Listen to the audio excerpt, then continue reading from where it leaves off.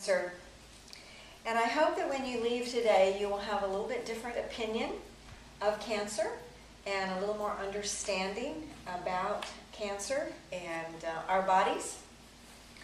I want to begin by reminding you of something that we've talked about in the past, and that is that when God designed our bodies, He made them with the ability to heal themselves. Our bodies are scanning itself 24 hours a day, looking for things that are out of balance, sending messages to the brain, and then the brain responds by sending messages back, telling the body what to do to bring balance back to the body. And that the word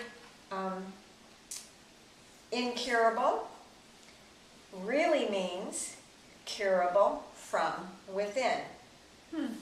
It's just a matter of us understanding the choices that we can make to help the body have the ability to bring itself back to balance and health. Oftentimes, without knowing, we make choices that interfere with what the body is trying to do to bring itself back to balance and health. And we slow that process down or we stop it completely. So hopefully today we'll have a little bit more information about how we can work with our bodies so that if cancer cells are manifesting to the point that they are creating a dis-ease in the body, that we can make choices that will work with the body so that it can eliminate that dis-ease and come back to balance and health. And my belief is that the body can do that and will. Let's begin by talking about what cancer is.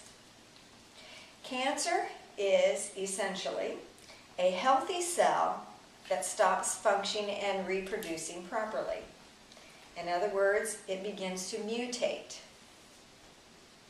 We all have mutating cells in our body all the time. However, normally our immune system is strong enough that it is able to overcome those mutating cells and keep them under control. It is theorized that the cell DNA mutates and then reproduces incorrectly, again and again and again.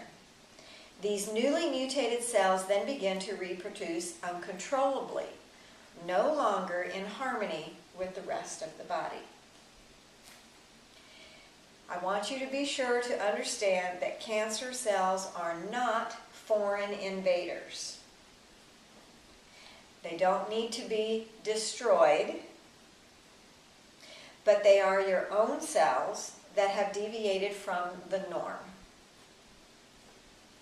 So I want to give you a word picture to think about what happens inside your body. Your body is called an ecosystem. It is very similar to a rainforest, to a river or a pond. It's very similar to a swimming pool or a fish tank. And when the ecosystem is in balance, the animals and the creatures that live in that ecosystem survive, and everything is in balance and harmony. But when the ecosystem gets out of balance, then it threatens the health of all the animals and insects and creatures that live within that ecosystem. Our body is an ecosystem. We have at all times viruses, bacteria, parasites, yeast, bugs of all sorts, bacteria living inside of our body. As long as our ecosystem is balanced and the immune system is strong and every cell and every tissue is being fed all the nutrients that they need, the ecosystem is in balance and all of those creatures inside of us are kept in balance as well because they provide very beneficial services inside of our body. We need them to be there in the right balance. Okay? It's when the ecosystem gets out of balance and those creatures get out of balance as well, that then we begin to have a symptom in the body, which is nothing more than a signal from the body to tell us something's out of balance. Will you please help me so I can bring myself back to balance? Okay?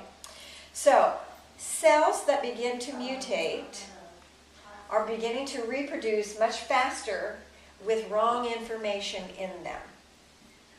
And they can left unchecked, then get out of control. Cancer cells are not foreign invaders, as I said, and I want you to think about them more like a kid that grows up in the ghetto. Okay, so a cancer cell that's mutating is like a kid growing up in the ghetto. In the ghetto, from day one, that child is not fed very well because there's not a lot of money, and they don't have the same amounts of foods available to them. They don't have the same kinds of foods with high nutrient values available to them. They are surrounded by an environment that oftentimes is very negative, very abusive, dangerous, a lot of chaos, teachings that are self-serving rather than for the good of the whole family, the whole neighborhood. There's usually a lot of violence in that type of upbringing. And yet, that kid isn't a bad kid. He just begins behaving in response to his environment. And we all know that you can take that kid out of that environment, put him in a healthier environment with different stimuli, with different food sources, with different opportunities, and if that kid will respond, he can become a different type of person. Not behaving, not acting out in the same way as the kid who lives in the ghetto and that's the only exposure to life that he has. Cancer cells are exactly the same as that kid. He grows up in an environment that is negative, not providing what that cell needs, and the cell responds according to the environment. You change the environment of the cell, you start feeding it differently, you start giving it cleansing and freedom to be able to let go of toxic things, and that cell stops mutating and begins behaving like a normal cell again. Okay? Now that makes a lot of sense when we hear it spelled out like that, but when we think about our grandchild that is 6 months old and they've been diagnosed with a tumor, cancerous, we ask, why God would you let this happen? And then all that thinking that we just talked about, the kid in the ghetto and the cells in the environment, goes right out the window, okay? So I want to give you some more information to take all this info deeper to you so that it can become more a part of your thought processes rather than, oh my goodness, cancer is a bad thing, we want to get rid of it as quickly as possible because it's doing nothing good for me whatsoever, okay? So let's talk about the kind of environment that causes cancer cells to mutate and continue to mutate and reproduce faster and faster and faster. I'm going to talk with you about a study that was done in 1931 by a doctor named Dr. Warburg, W-A-R-B-U-R-G. He actually was the first person given the Nobel Peace Prize. And the reason he was given the Nobel Peace Prize was because his studies showed that cancer is caused by a lack of oxygen respiration inside the cells. Okay? He stated in an article titled "The Prime Cause and Prevention of Cancer" that the cause of cancer is no longer a mystery. We know it occurs when any cell is denied 60% of its oxygen requirements. Now when we talk about the nutrients that the body needs to survive, the number one nutrient that our body has to have is oxygen. Within 3 to 5 minutes of no oxygen to your brain dies. And even if your body continues to live because they put an oxygen mask on you and revive you, if your brain has been deprived oxygen for 3 to 5 minutes and the brain is not working properly, you may be alive, but you have no brain function. Okay? Within 7 to 9 minutes without oxygen, the rest of the cells in the body will die as well, and there is no more life in this physical being. So oxygen is the #1 nutrient that we must have to stay alive on this planet. And he found that in his studies that when a cell is denied 60% of its oxygen need, the cell begins to mutate. What is a mutating cell? A cancer cell. Okay?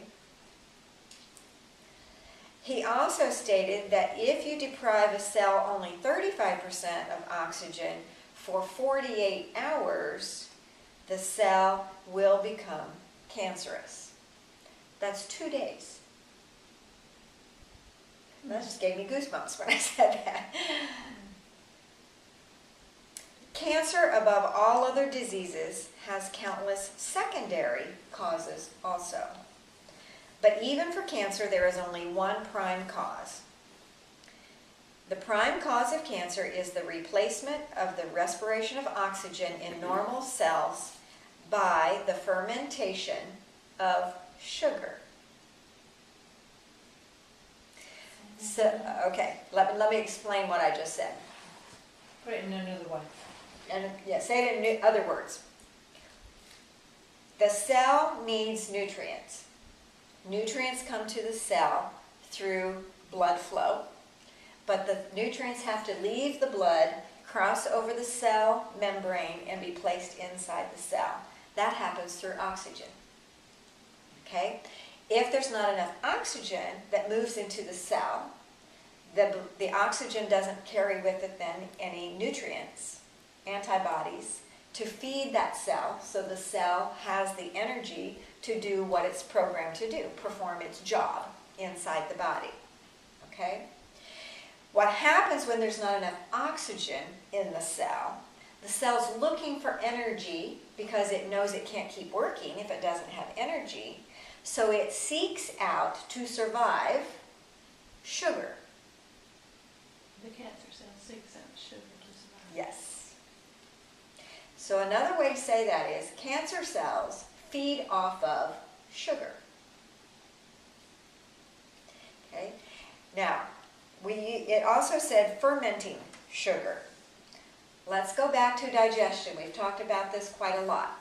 We put a perfectly good food, maybe it's even an organic food, and it's alive. It doesn't have any, it hasn't been cooked so that the enzymes are still alive, and it's very easy to digest. But we send it down into the stomach, and it's mixed with another food maybe that's not digesting well, and all of a sudden that food sits there too long, doesn't leave the stomach when it's supposed to, and a food that stays in the stomach longer than it is supposed to begins to rot, putrefy, ferment, and at that point in time there's no nutritional value left to feed the cells, and rotting, putrefying, fermenting foods are toxic, and they create an environment inside the digestive system that is very toxic. Is that the basis for food condoning? Correct. That makes it easier for foods to be digested more completely. Using digestive enzymes as a supplement also helps foods to be digested more completely.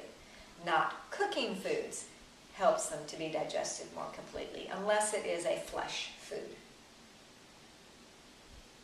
Okay? So let's put some of these dots together.